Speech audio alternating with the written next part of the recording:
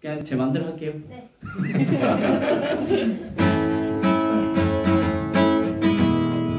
예수 완전한 사랑 보여주신 그 새 주 기분 알아요. 그 아들 우리에게 주신 하나님 기분. 우리 박수 치면서 찬양할까요? 그 사랑 알기에 그 아들 나는 믿네 날 이끌소. 한 번 더 찬양할게요. 완전한 사랑 보여주신 그 새 주 기분 알아요. 그 아들 우리에게 주신 하나님 기분 알아요.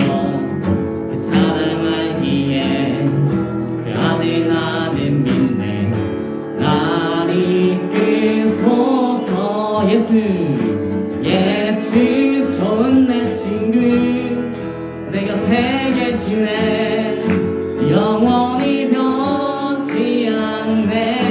예수 좋은 내 친구 내 곁에 계시네 영원히 변치 않네. 구원하신 주 나는 믿네. 구원하신 주 나 믿네. 다시 오시면 나는 믿네. 기분과 영원히 살리 그 사랑 알기에 그 아들 나는 믿네 날 이끌소서. 예수 좋은 내 친구 내 곁에 계시네 영원히 변치 않네. 예수 좋은 내 친구 내 곁에 계시네 영원히 변치 않네. 예수 좋은 내 친구 내 곁에 계시네 영원히 변치 않네. 예수 좋은 내 친구 내 곁에 계시네 영원히 변치 않네. 마지막 한 번 더. 예수 좋은 내 친구 내 곁에 계시네 영원히 변치 않네. 예수 좋은 내 친구 내 곁에 계시네 영원히 변치 않네. 박수. 자, 우리 이 시간 함께 하나님 말씀 찾아보도록 하겠습니다.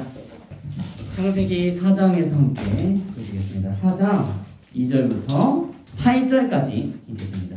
다 같이 한 목소리로 읽어볼까요? 시작. 그가 또 가인의 아우 아벨을 낳았는데 아벨을 양치는 자였고 가인은 농사하는 자였더라. 세월이 지난 후에 가인은 땅의 소산으로 제물을 삼아 여호와께 드렸고 아벨은 자기도 양의 첫 새끼와 그의 기름으로 드렸더니 여호와께서 아벨과 그의 제물은 받으셨으나 가인과 그의 제물은 받지 아니하신지라. 가인이 몹시 분하여 안색이 변하니 여호와께서 가인에게 이르시되 내가 분하여 함은 어찌 됨이며 안색이 변함은 어찌 됨이냐. 내가 선을 행하면 어찌 낯을 들지 못하겠느냐. 선을 행하지 아니하면 죄가 문에 엎드려 있느니라. 죄가 너를 원하나 너는 죄를 다스릴지니라. 가인이 그의 아우 아벨에게 말하고 그들이 들에 있을 때에 가인이 그의 아우 아벨을 쳐 죽이니라. 아멘. 먼저 이렇게 또 긴 시간 동안 함께 수련회 기쁜 마음으로 동참해 준 여러분들께 감사드립니다. 여러분 너무 고생하셨어요. 박수 한번 칩시다. 네. 오늘 저희가 지금 함께 보신 이 본문은요, 이제 아까 봤던 가인과 아벨의 이름에 대해서 살펴봤다면 오늘은 이어지는 구절들에서는 가인과 아벨이 이제 어떤 사람이고 또 그들이 어떤 삶을 살았고 또 어떤 제사를 또 오늘날로 치면 예배죠. 그거를 다루고 있어요. 근데 우리는 이 이야기 결론을 너무나도 잘 알고 있죠. 너무나도 많이 들었던 이야기라서 가인은 나쁜 사람 그리고 아벨은 착한 사람이라는 거 잘 알고 있습니다. 그런데 오전에 전에 드렸던 것처럼 뒷일을 아담과 하와는 뒷일을 몰랐어요. 가인과 아벨이 이렇게 될 줄 몰랐던 거예요.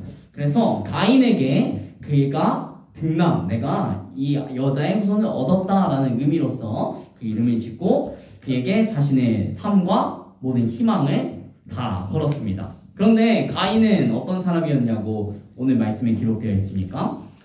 이렇게 적혀 있어요. 그는 첫 번째로 농사하는 자였다. 그리고 농사를 지어서 땅의 소산을 하나님께 바쳐 제사 드리는 사람이었다. 그래서 이 대부분의 사람들은 이 말씀을 볼 때 가인과 아벨의 제사 그리고 그 직업의 차이를 주목합니다.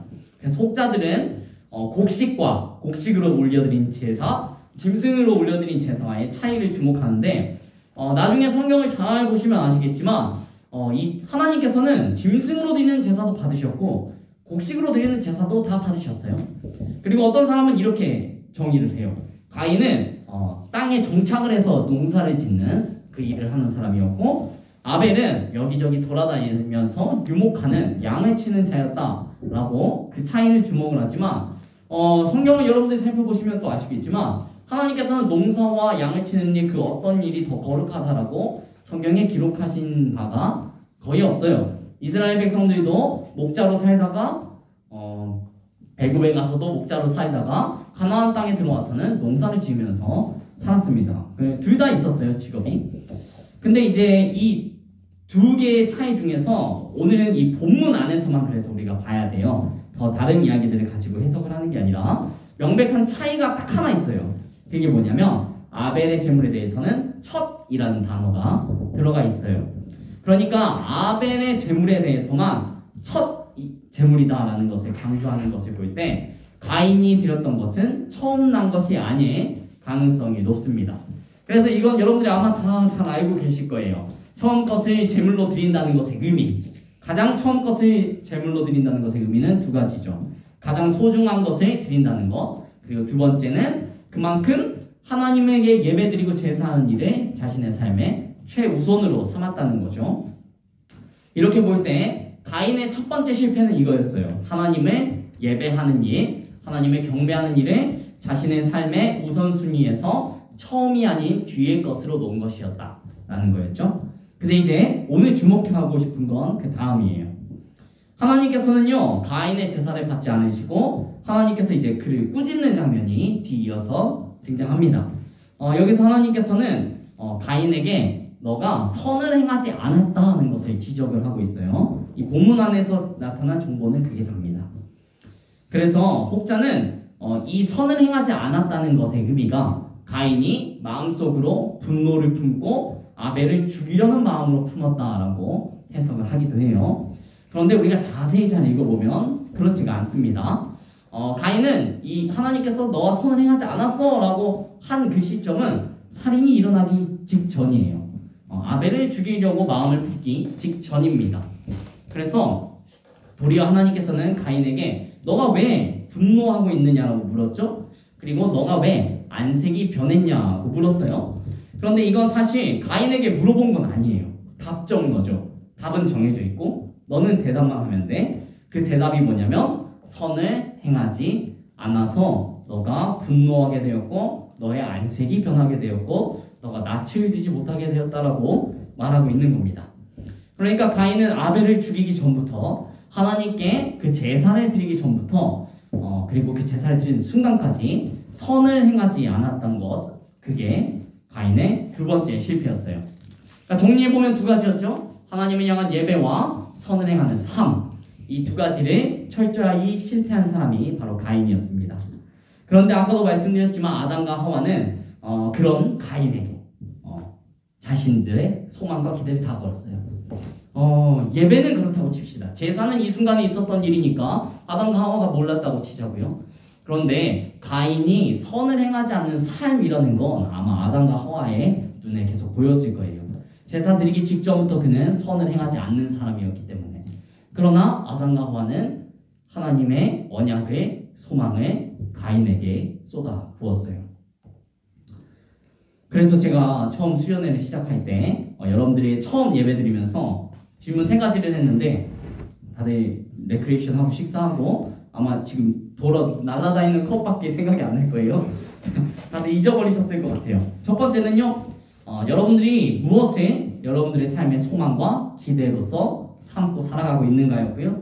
두 번째는 그 소망과 기대를 삼고 살아가면서 여러분들이 얻은 것, 무엇이고 또 앞으로 얻게 될 것은 무엇이냐라는 거였고요. 세 번째는 소망과 기대로 삼는 그것을 얻기 위해서 무엇을 버리거나 무엇을 포기했거나 또 앞으로 무엇을 버려야 하거나 무엇을 포기해야 하느냐는 이 질문이었습니다. 그래서 이 질문과 함께 존 파이퍼 목사님의 영상을 제가 보여드렸죠. 못 보신 청년들도 있는데 사실 그 영상은 제가 청년이 되고 좀 뭐라 그럴까요? 되게 신실한 청년이 되는 어떤 회심의 과정에 가장 큰 영향을 줬던 영상 중에 하나였는데요. 그곳에서 존 파이퍼 목사님은 대부분의 청년들이 자신의 삶에 무엇을 소망으로 삼고 무엇을 기대하며 살아가는지를 아주 정확하게 지적했어요.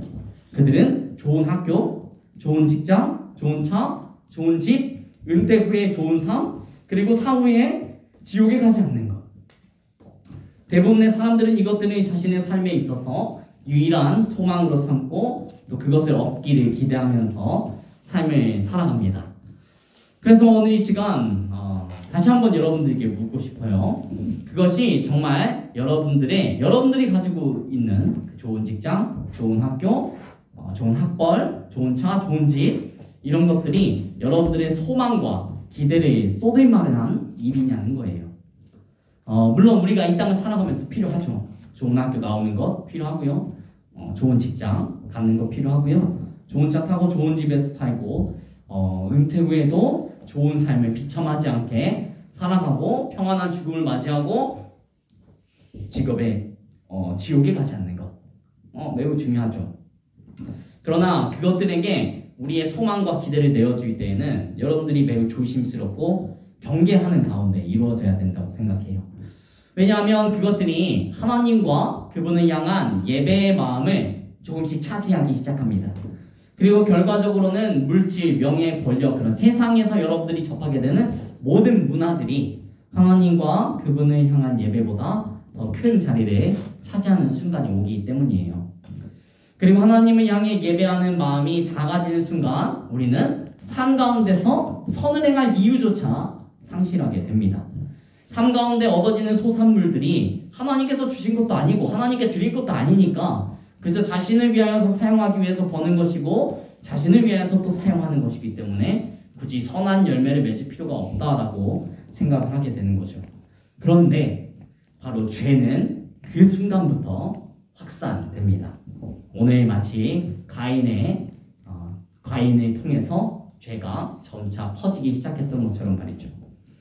가인은 자신의 마음의 문을 그때부터 살짝 열어서요. 분노의 마음의 자리를 내어줬어요. 가인의 분노는 얼굴에 안색까지 표출되었고요. 하나님께서는 그 순간 이대로 가인을 내버려둬서는 안 되겠다라고 생각하신 것 같아요. 그래서 하나님께서 등장하십니다. 그리고 가인을 향해 너가 왜 분노하고 왜 안색이 변했냐 하고 물으시죠. 그리고 왜 너가 선을 행하려고 힘쓰지를 않았느냐라고 물어보십니다. 선을 행하려고 힘쓰지 않는 순간 그런데 죄의 지배를 받게 될 거라고 경고하십니다. 그렇게 말씀하신 이유는 바로 하나님께서 가인의 마음속에 있는 무언가를 깨워주고 싶어 하셨기 때문이에요. 오늘 이 시간 말씀 들으실 때 우리 청년 여러분들 마음속에도 그게 깨어나길 바라는데요. 그건 바로 무엇이냐면 양심입니다. 양심. 오늘날 이 시대 가운데 사실 가장 시급한 문제는요. 양심이 사라지고 있다는 거예요. 하나님께서는 비록 사람들이 하나님의 형상을 완전히 잃어버렸습니다. 그리고 전적으로 타락하고 부패한 상태에 놓였어요. 그들은 죽음을 향해서 달려가는 삶을 살게 되었어요. 그리고 그들의 죄로 인하여 죄된 본성으로 인하여 자기 스스로를 파괴할 뿐만이 아니라 하나님께서 아름답게 창조하신 이 세계를 파괴하는 길로 점점 이끌어갔습니다. 자신들의 탐욕에 이끌렸어요. 그래서 하나님은 이걸 억제하고 싶으셨어요. 그리스도께서 오시기까지 그리고 택함받은 모든 백성의 구원을 얻기까지 세상이 파멸하는 걸 막기 위해서 이것을 억제할 수단을 두셨으니 그게 바로 양심이에요. 양심은요, 그런데 하나님을 믿는 사람뿐만이 아니라 모든 사람들에게 하나님께서 심어두신 거예요. 그래서 바울 사도는요, 로마서 2장에서 이렇게 말해요.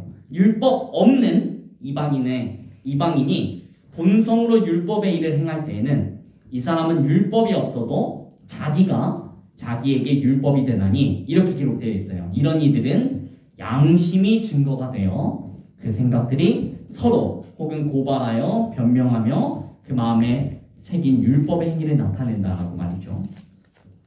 하나님께서 가인에게 나타나셔서 하셨던 말씀, 그 말씀을 한 줄로 줄이자면 그래서 이 말씀입니다.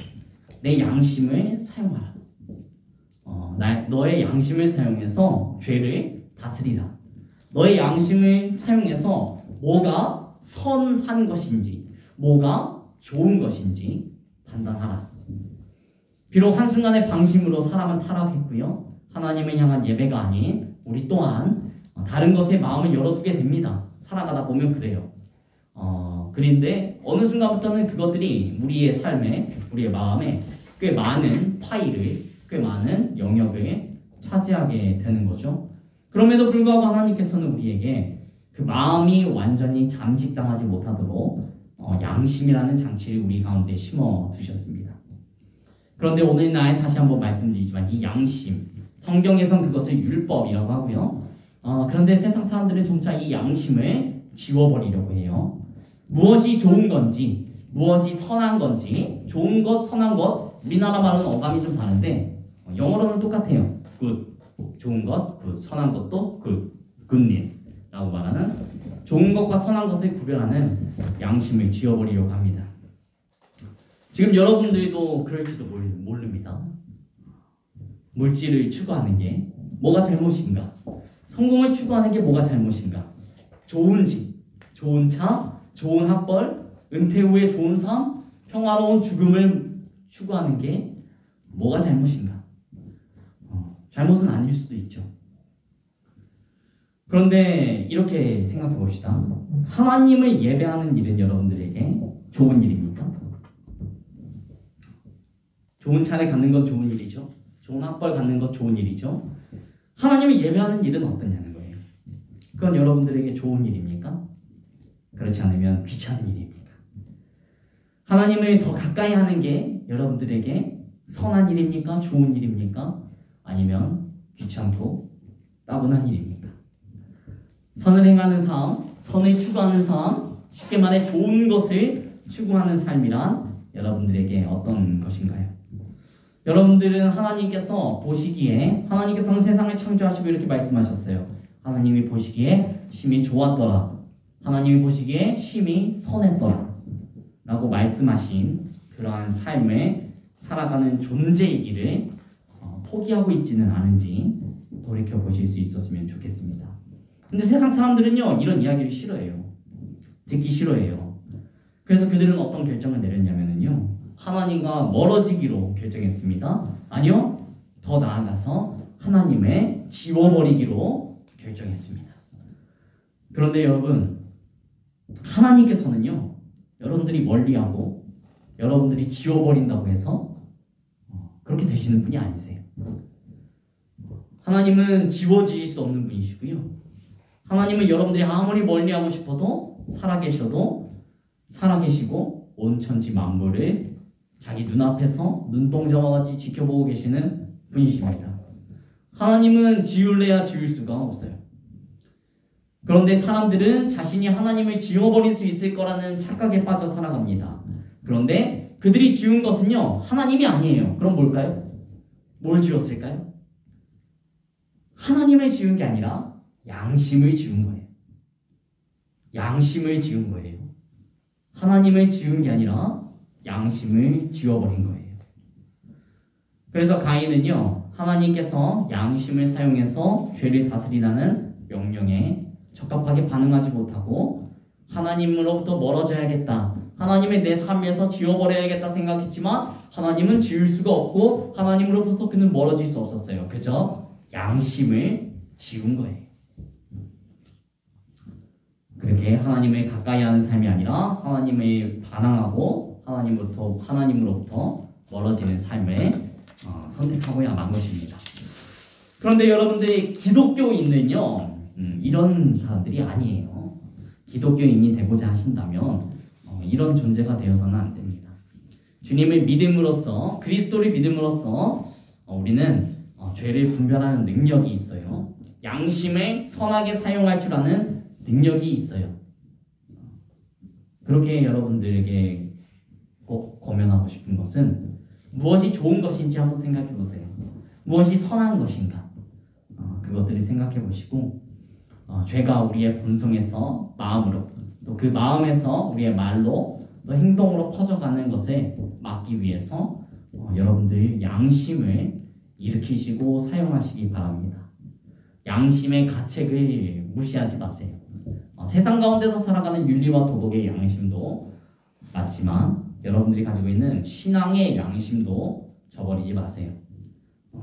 그 일에 박차를 가하는 여러분들이 꼭 되실 수 있기 그러기를 바랍니다.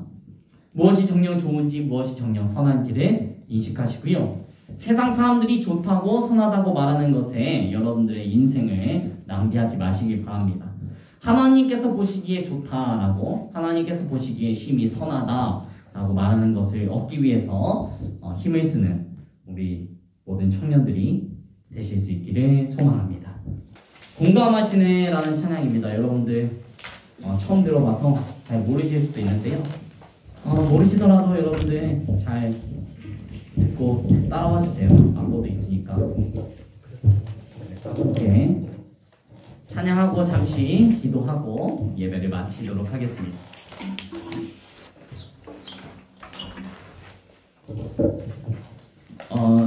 잘 따라 부르기 어려우시면요, 잘 듣고 가사를 한번 생각해보는 시간이 될 수 있었으면 좋겠습니다. 저 알아서 할게요. 혼자서만 세상을 사는 듯이 혼자서만 세상을 사는 듯이 주가 멀어 보이기만 할 때 우리는 바라보아야 하네. 우리에게 오셨던 그 주님을 한 번 더 찬양할게요. 혼자서만 세상을 사는 듯이 주가 멀어 보이기만 할 때 우리는 바라보아야 하네. 우리에게 오셨던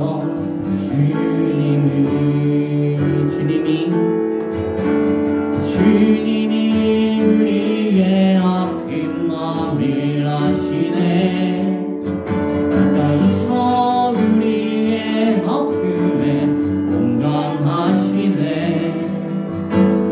우리 가운데 찾아오셨던 그 주님 우리의 모든 상황에 공감하시네.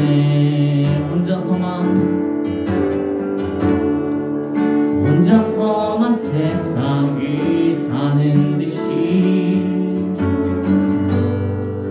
주가 멀어 보이기만 할 때 우리는 바라보아야 하네. 우리에게 오셨던 주님이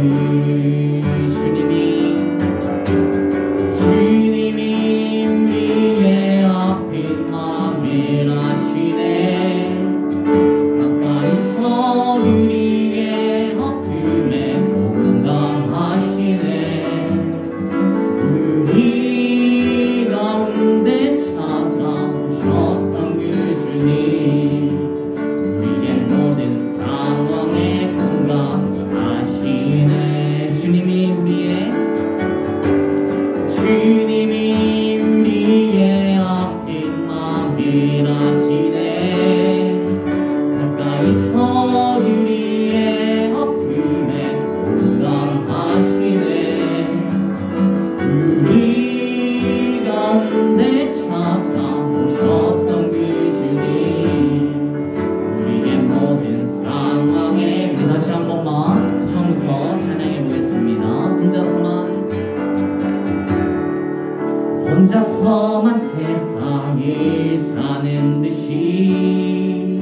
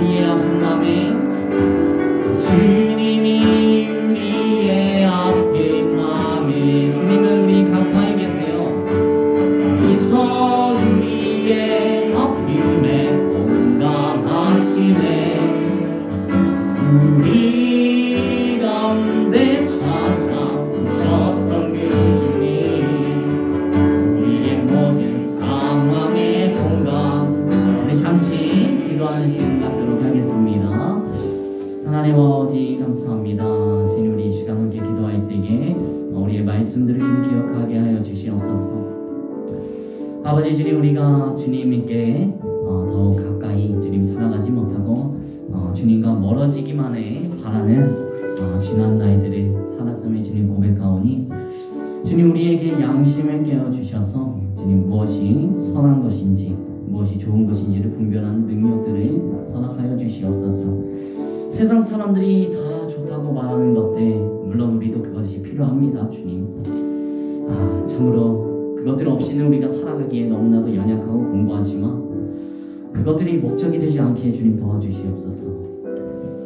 주님 그것을 목적으로 삼는 것이 아니라 하나님을 더 가까이 하는 것, 또 우리의 삶을 통해 하나님을 예배하는 것, 우리의 삶이 하나님의 모습, 하나님의 형상으로 복음을 만난 자로 세상이 살아가는 방식이 아닌 주님께서 가르쳐 주신 방식과 가치를 따라 살아가는 자들이 될 수 있도록 주님 도와주시옵소서. 아직 그것을 말하지 못하는 자가 있거든. 이 시간 마음을 어루만져 주시고 우리의 생각을 깨워주셔서 남은 시간 동안